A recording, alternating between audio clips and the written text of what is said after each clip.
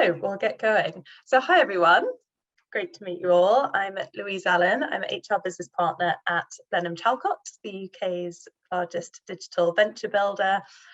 We have a history of building successful tech companies, and as you can imagine, finding the right measurements and setting the right business goals and communicating those internally is very important for the success of those businesses. So I'm here to give you some lesson learned that hopefully you'll be able to apply to your own businesses about using metrics to supercharge your organisation.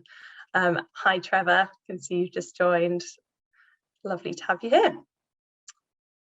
Hi Stephen. Great, so we're just going to open up with a quick poll. There'll be a few polls throughout the session. You're also very welcome to post in the chat box throughout with any comments and any questions. So happy for this to be an interactive session. So there should be a poll that's just come up on your screen about your current knowledge of OKRs. This is so that I can get a gauge of how much pre-existing knowledge our audience is coming to the session with today. So what is your current knowledge of OKRs? Is this a familiar term to you? Do you currently use them? Have you heard of them but you aren't currently using them in your organisation? Or is it a completely new concept to you? So I'll just give you a couple of seconds to complete that poll and get the results.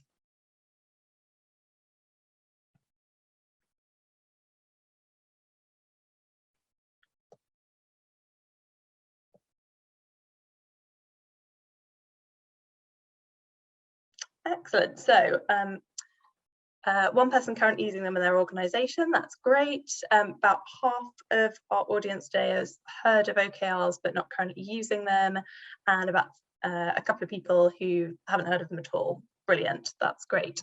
So what we'll be going through today is just some best practice on OKRs, bit of background for those of you who haven't used them before, and that will hopefully be interesting for those of you who have heard of them but aren't currently using them at the moment. So a little whistle-stop tour history for you of OKRs. So OKRs in their kind of original form were created by Peter Drucker as a concept. He came up with this idea of management by objectives. But OKRs in the form that's been popularized is really created by Andrew Grove, then president of Intel in the 1970s, who had huge success rolling them out throughout Intel's organization. And then John Durr grasped on this concept and kind of picked up on the fact that Intel had been using OKRs as a tool for driving success across its organization, and took this to the Google co-founders, Larry Page and Sergey Brin, in the 90s.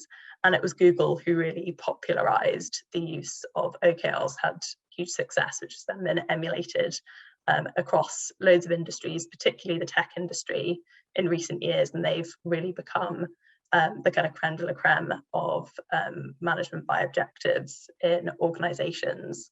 And been rolled out in lots of different iterations in different companies. So it'll be OKRs that I'm speaking about with you today. So why do organizations implement OKRs? Why has this concept been found to be so relevant to different types of organizations? Well, there's a few reasons.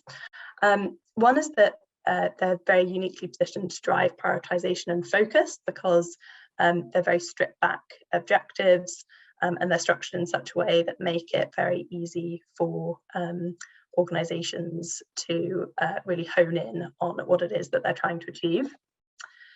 They're a great way of ensuring transparency and alignment across your organization, because they can trickle down right from the CEO and the organization as a whole, right down to individuals at any level of the organization, and they can be bespoked and amended to different departments very easily.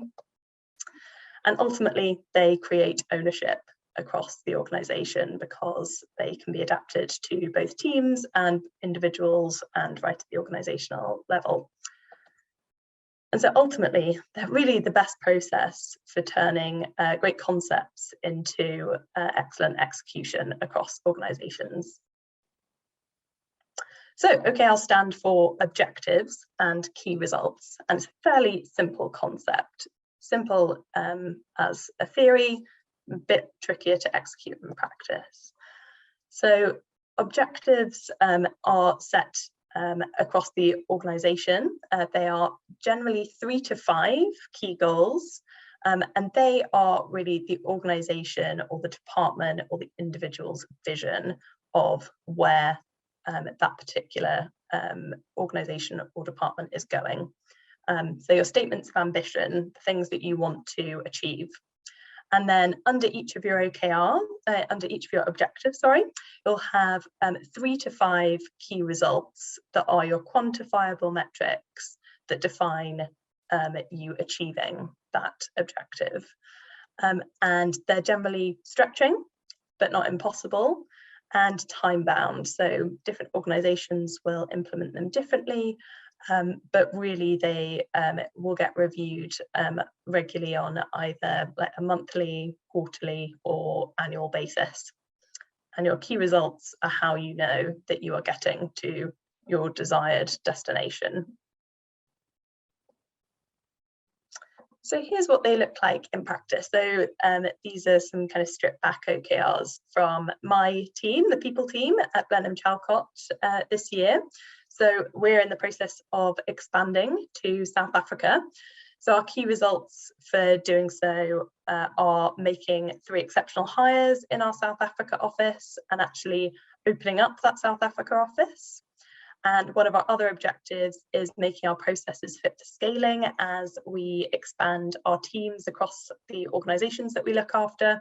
So things that we're looking to do in order to enable that are implementing a new HR platform so that we can automate our processes, and reducing our time to hire so that we can scale the organisations more effectively. And here's how that might align across an organisation. So at a CEO level, they might have set the mandate to do an office expansion into a new territory. So key results for that might be, for example, setting up a legal entity, making hires in that territory, opening up the office. And then those key results would trickle down differently into different teams. So for example, our legal team has responsibility for setting up the legal entity in South Africa. And in the people team, we have the metrics that I just went through, and those then divide down into the talent team. So they're responsible for making the hires, and my team, the HR team, are responsible for making sure that the South Africa office is opened. Thank you very much for your quote, Daniel. We'll come back to that point in a bit about what gets measured gets managed.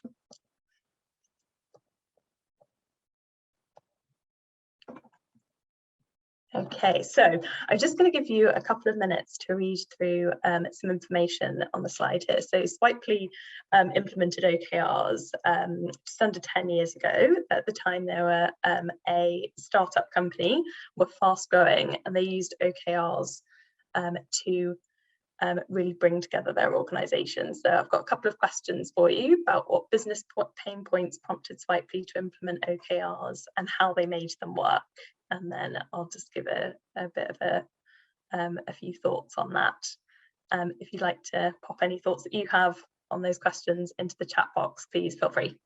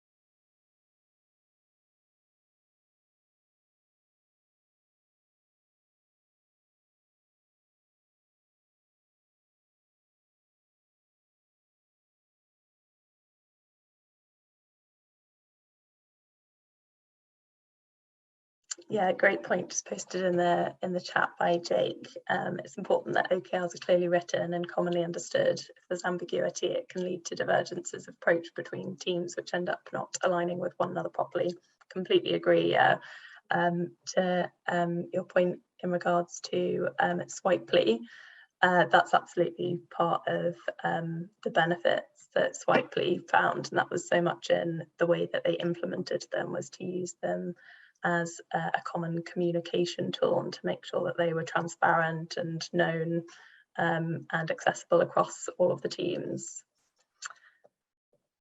So there's just a few things that really jumped out at me at the Swipely case study. So Swipely were going through a period of growth, going from 30 to 80 employees, and that's really the point in growth that's of particular importance, because you jump over that line where people are able to maintain really thorough individual relationships with each other, and you get that point where the teams are diverging. There's going to be different teams working on slightly different things independently of one another.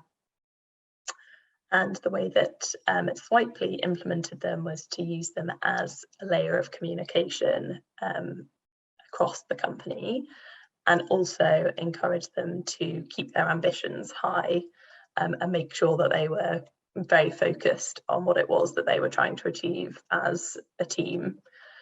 One of the other things that they were trying to do is really make people feel connected to the wider goals of the company.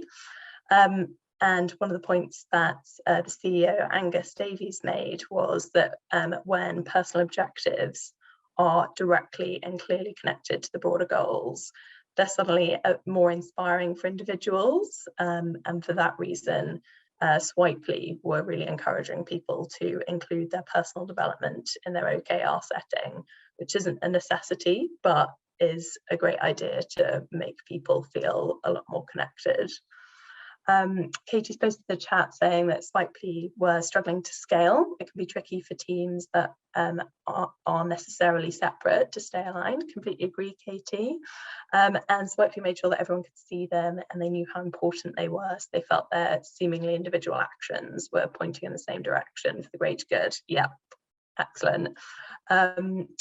And yeah, having a real sense of purpose for the work that you do is so important for employee motivation. Completely agree. Thanks very much, Jake. And yes, to kind of Jake's point earlier, making them public had a really big impact, so that everyone knew what other people were working on. You have that touchstone that you can revisit to understand what other people are working on. And at Swipely, OKRs became a way for people to ask for resources or to just work out where they could come to their colleagues' aid. The case studies I've put up here doesn't specifically reference this, but as you can imagine, the way that you set OKRs and revisit them and review them and introduce them to new joiners is crucial. That whole process really enables people to look at their own work, at their co-workers' work, and work out the areas where they can collaborate, rather than just writing them down and putting them somewhere. It's important to actually have those discussions around them. And again, this is something that Swipely found, is that it forced different type of thinking about how people ask for help from others, and having the conversation around them actually was incredibly impactful for them, because it meant that it was encouraging people to really think about their work and to reach out to colleagues where they were going to need to work together on projects, or going to need to go out of their way to ask for additional resources, etc. And it's really encouraging not just achieving the goals, but also the innovation that comes from having those kind of conversations. So a few tips for you on setting OKRs effectively. The first is to link organisational, team and individual OKRs. And this will really vary from role to role and company to company, like how far down you go with OKRs. Some organizations have OKRs across all individuals, some will stop at team level, but the important thing is to make sure that they are connected and aligned. Then set specific measurable key results. Now, this can often be one of the trickier aspects of OKRs if there's not a way that that you're gathering measurable information.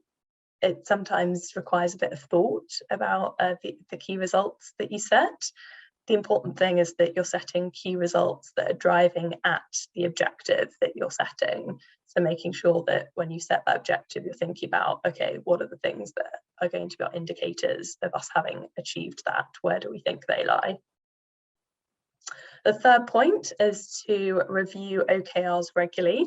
As you can see, this is something that that Swipely found incredibly important, and really the key bit there is making sure that that conversation that we've just discussed happens across the organisation, so that people really get the benefit of OKRs. Also making sure that the OKRs that you've set are reviewed rather than just kind of being put aside. Make sure that you capitalise on the opportunity to learn the lessons from the previous quarter's OKRs. One of the real benefits of using the OKR system is that it's fairly flexible. It shouldn't be kind of a rigid set of objectives and key results that you then can't deviate from. One of the nice things about it is actually if you get midway through a quarter and you think these key results aren't serving us, they're not really getting us to that objective, or indeed, you know, for whatever reason, I'm sure that in a lot of your organisations, your objectives will have changed when COVID hit a couple of years ago. It's a good opportunity to be able to review those metrics that you have identified as being important for your organisation. Another kind of key facet of OKRs is making them stretching. So in John Doerr's kind of set of guidance around how to set OKRs, he suggests scoring them every quarter.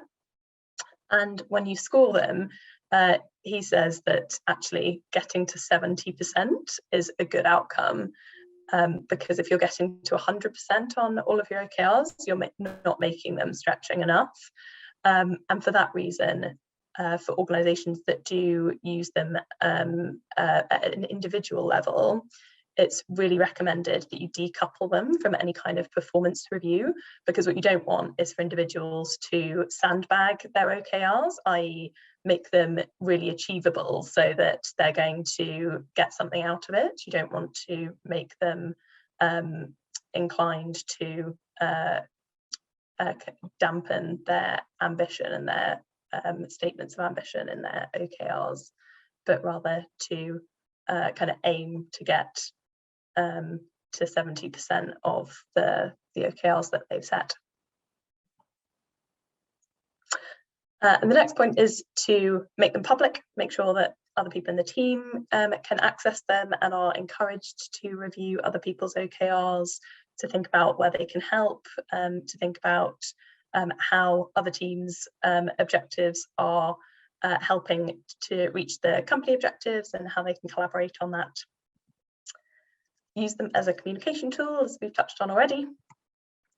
Include personal development as well, so that people can really connect their individual OKRs if they have them with the broader organisational goals.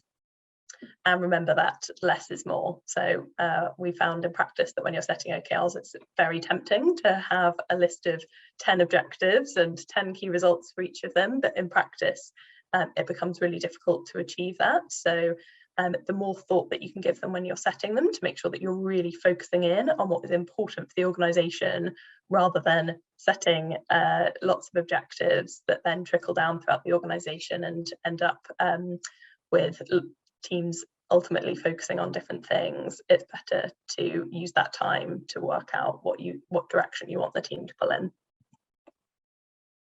And here's an example from Swipely of one of their sales account executives, Cindy's OKRs. I'll just give you a few seconds to read through her objective and key results, and just answer the poll that's going to pop up for you. How well do you think that Cindy's OKRs follow that guidance on OKR setting?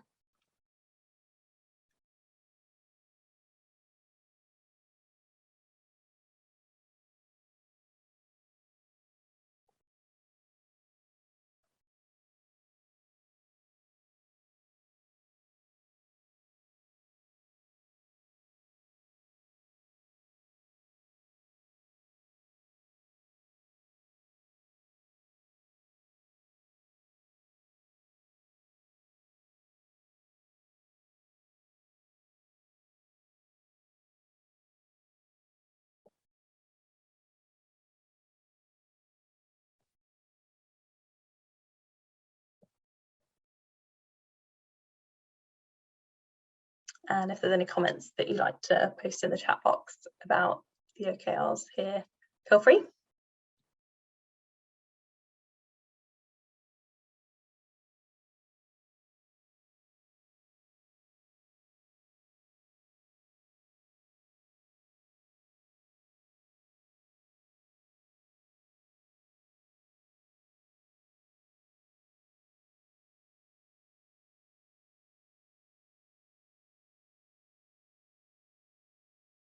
And hopefully you're getting some results through on the poll. So how well do you think that Cindy's OKRs follow the best practice guidance on OKR setting?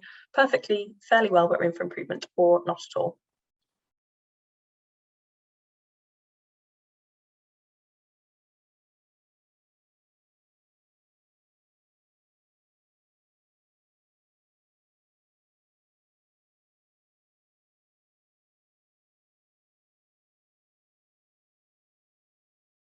Brilliant. So yes, I'd agree with all of you who've answered the poll. I think that Cindy's OKRs fit with the guidance fairly well, but there's definitely some room for improvement there. So Katie's mentioned that that there would be a potential to do post-training reviews too, to test whether there's been an improvement. I absolutely agree. I think that that's probably the key thing that's missing here is, do these key results lead to that outcome? There's, as Nick says, the key results are generally tasks, not outcomes. So these are the things that Cindy has control over, but they're not necessarily measurable results that are going to indicate whether she's achieved that outcome. So I think Katie's idea of doing post-training reviews to see whether there's been an improvement or a change following the actions that she's undertaken over that period of time is a great one. Jake said, I don't think that specifying a person's name in a key result is a good idea, because if the person leaves the company, that would make that key result redundant. Yep, great point. Yep, and actually, maybe the thing to think about is like who is best placed. So in that example with key result number 3, doing a role-playing session with Ali, who has the sales team's top connect to meeting rate. Presumably what Cindy's driving at there is that she wants to learn from someone who's going to be able to give her some applicable advice and tips, and she's going to be able to pick up some best practice from. And actually maybe that isn't Ali. So by setting the kind of higher level outcome that she's looking for, that actually might prompt that conversation around who that person should be that she should learn from. Maybe there's a better person in the organisation. Excellent. Thanks very much, everyone, for your input there.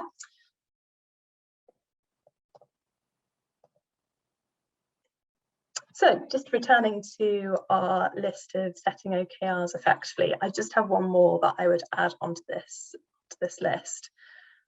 Which is that it's important to make them work for your organisation. It's a fairly malleable tool, and it's really important that however you roll them out is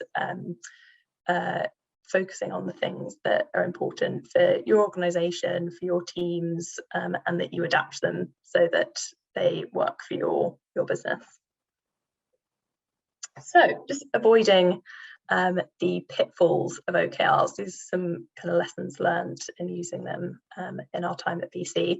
So Danielle kindly mentioned this Peter Drucker quote that gets used quite often, but actually this isn't a Peter Drucker quote. This is misattributed, and actually originally came from a summary of an academic study in the 1950s, and was summarized by the columnist Simon Culkin. What gets measured gets managed, even when it's pointless to measure and manage it, and even if it harms the purpose of the organization to do so. So it's just worth bearing in mind that with key results, and indeed OKRs in general, it's really tempting sometimes to feel that we should be measuring things, we should be setting objectives, but I would argue that it's more important to think about what the important things are that you want to measure, where it is that you're going, and the metrics that are really going to help you, rather than feeling like you have to measure things for their own sake, because ultimately it will drive people's behaviour, especially if you're putting kind of the necessary weight on OKRs and using that as a rallying tool across your organisation. Great example of this is some of the metrics that have been used in the NHS in the past. They're trying to get ambulance response times down, and resources being diverted to calls that were easier and less life-threatening, and actually that having an impact on patient mortality rates, because if someone was taking a kind of bird's eye view of how that organisation should work and the ultimate objectives, it probably would be to reduce patient mortality. But unfortunately, because the wrong things were being measured, actually that had the adverse effect. So it's just worth bearing in mind that OKRs can be used to the organisation's detriment if you're not careful. And one of the other pitfalls that I wanted to talk to you about is touched on by Jake in the comments, which is the difference between key results and inputs. So I'm just going to give you a bit of background about inputs. This is something that we've implemented in our OKR system at BC. So a question for you: does anyone recognise this image and what's wrong with it? It'd be great if you could post in the comments.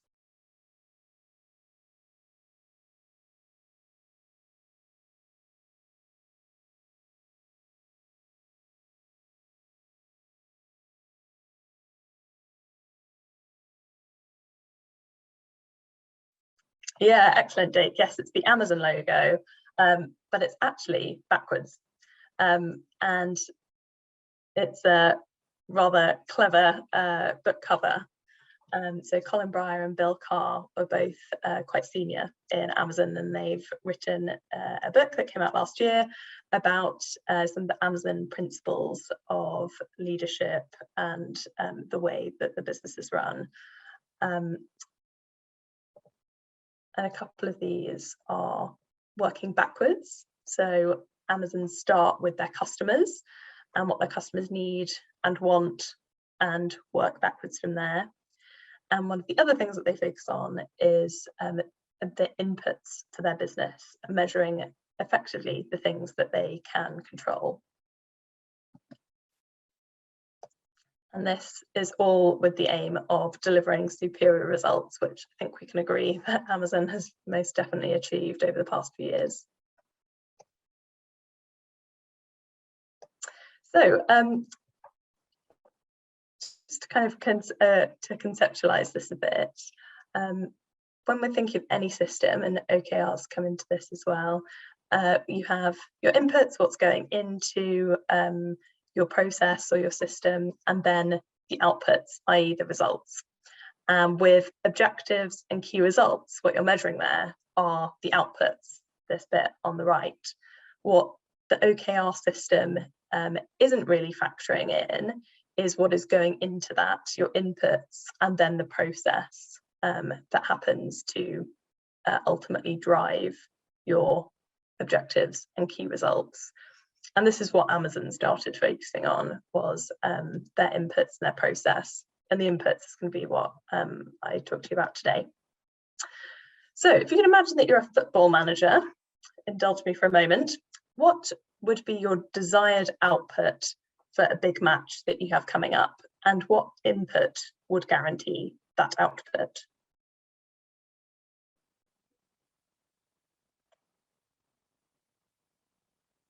And feel free to post your thoughts in the chat box.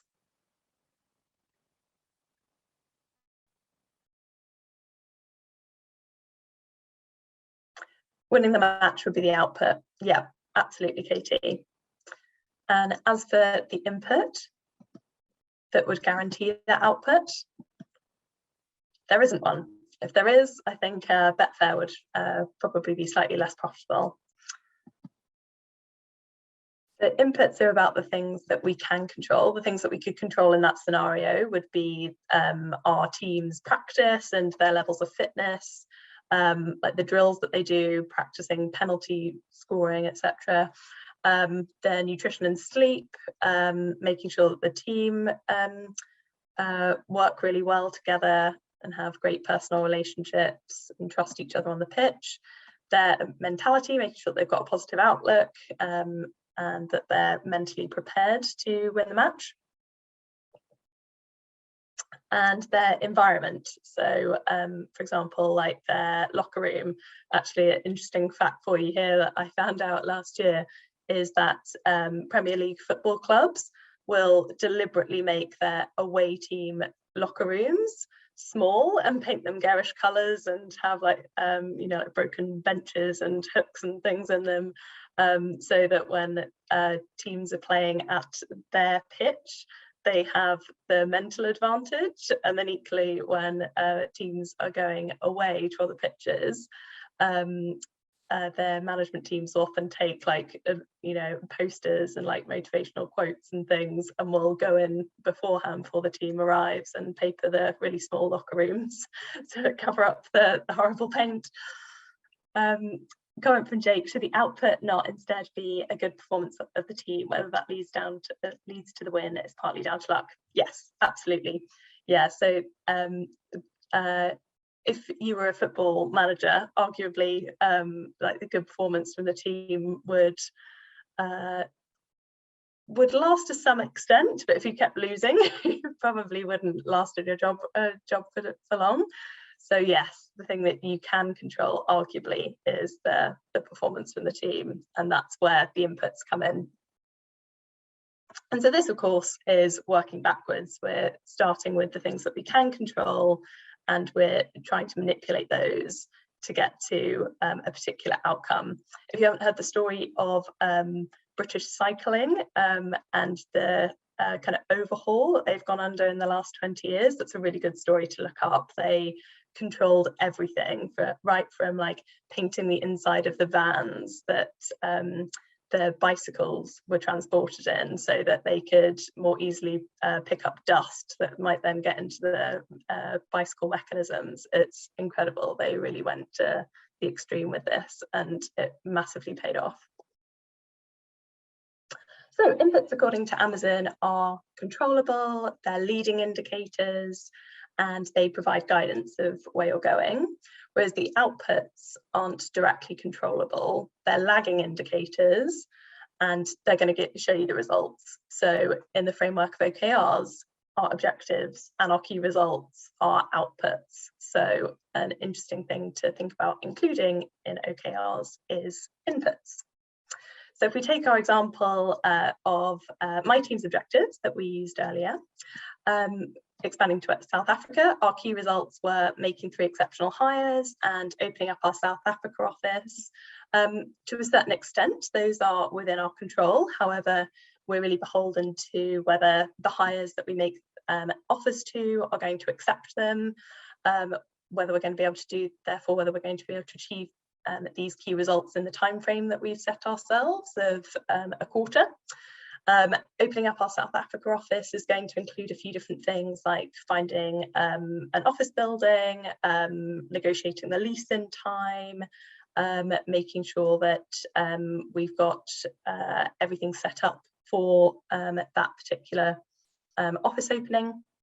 So what we can do is include inputs in our OKRs so that we make it a bit easier to track the things that are within our sphere of influence.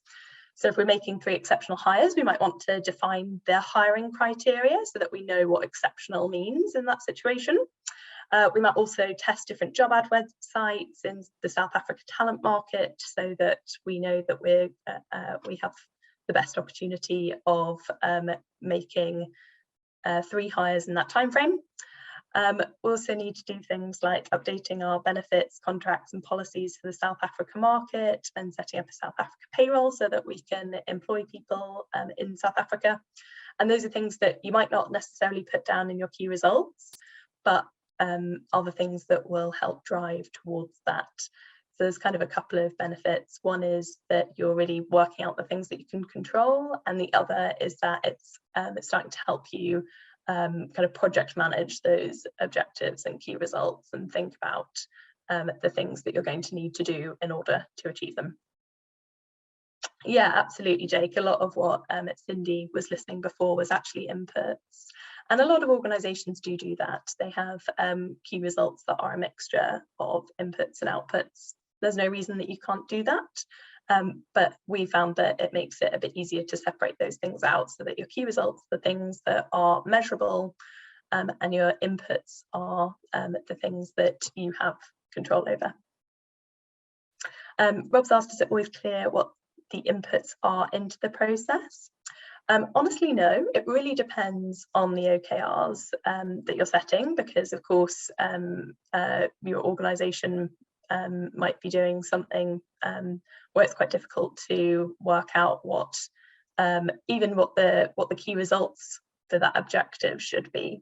The nice thing, in my view, about the OKR framework is that it gives you the opportunity to test your thinking and to experiment with these things to work out how you can get your organisation to achieve the vision that you set.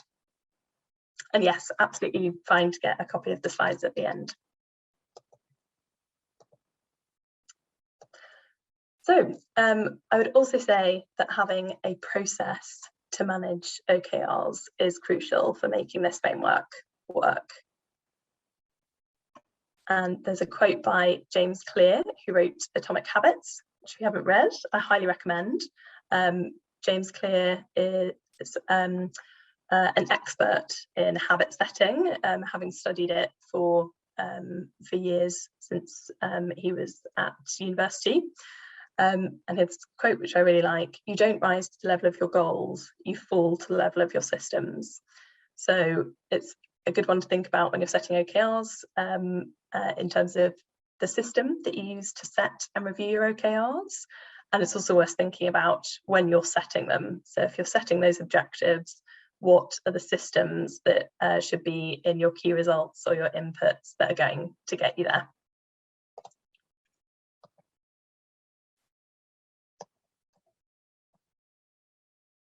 And so just to summarise, to use OKRs effectively, set clear objectives in line with your vision for the organisation, define the key results that are going to enable you to set those objectives,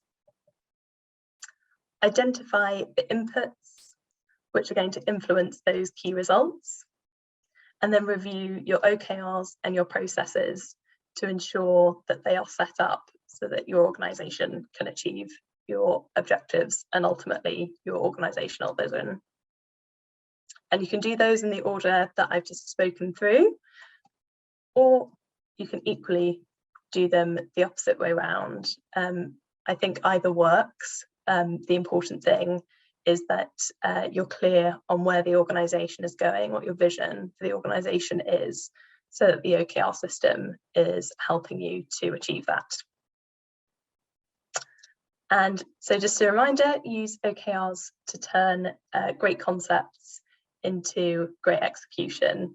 And use them to drive prioritization and focus, to ensure transparency and alignment across your organisation, and to create ownership throughout the organisation.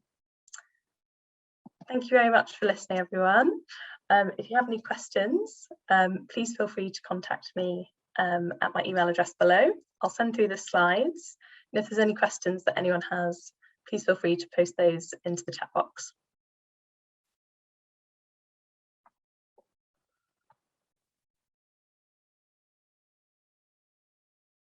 So a question from Katie: is it common to be measuring the wrong input, which is to say the stuff that doesn't actually make the critical difference? Yes, I think that is a common pitfall of OKRs. And it's a tricky one to manage, because where you need to fix that is in the process where you're reviewing your previous, for example, quarters OKRs, and when you're setting your next OKRs for your next period of time, like your next quarter. I would say that it's something that is worth challenging yourself on and your teams on when you're setting those. And ultimately, only you and the owners of those OKRs, like your organisation, is going to know whether you're measuring the things that really make a difference. And a similar question from Rob: how do you decide or know which outcomes need to be measured? I think the critical thing to do there is what your objectives are. So where does your organisation need to get to, and what things might indicate that you're getting there? So, for example, if your organisation needs to expand into a new market, what are the indicators that it's the right time for you to do that? What are the indicators that you're succeeding in that? Is it like customer NPS? Is it the amount of sales that you're getting? Is it expanding your organization's internal knowledge about that particular market? There's a few different things that you can focus on, and it'll be different at different points in time. A question from Nick: how frequently do you review OKRs? Are they part of the annual appraisal? So no, they're not part of our personal annual appraisal, as an annual review process. We've decoupled them from that process so that people can be genuinely ambitious when they're setting their OKRs, rather than feeling like if they've set OKRs and they haven't achieved them, that their remuneration is going to be in some way impacted by that. We review them on both an annual and a quarterly basis. So they get set at a senior leadership level. Those OKRs are then distributed to individual teams, and then the teams will go through them, review the organisational OKRs, and work out which objectives and which key results their team is going to have an impact on and contribute to, and those will then impact the OKRs that team and the individuals within that team sets themselves. And they also will add into that things like OKRs relating to personal development, or relating to things that department needs to achieve that might not be solely connected to the organisation's goals, but are important for that particular part of the business. And question from Katie: how do you feel about the stretchiness of OKRs, i.e. that achieving 70% is okay, and how do you communicate that it's okay to get 70%, especially when people might think that remuneration is linked to the percentage achieved? Yeah, I think that's a great question. So I think that's something that has to be communicated to people regularly as part of setting OKRs. So whenever you're going through that process at the start of the year or the start of the quarter, when you're setting them, it's really helpful if when the senior leadership team are sharing their OKRs, that they remind people, that managers remind people in their team, like, it's okay if you haven't achieved 100% of each of these. The important thing is that we're going through the process and that these are encouraging us to do more than they otherwise would if we hadn't set them.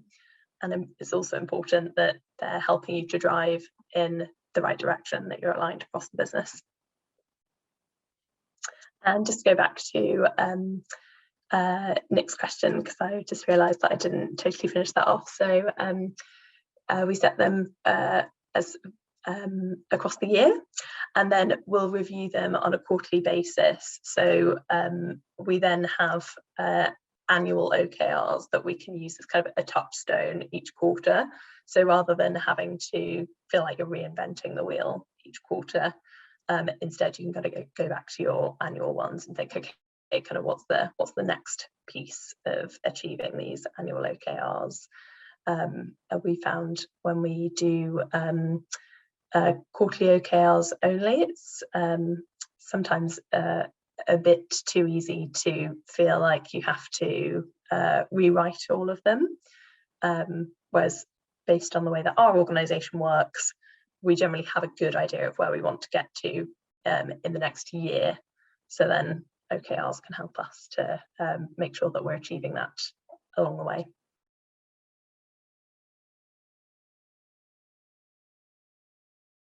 Great, well, thank you ever so much, everyone. If you have any other questions, please do feel free to email me. Be happy to discuss further over email.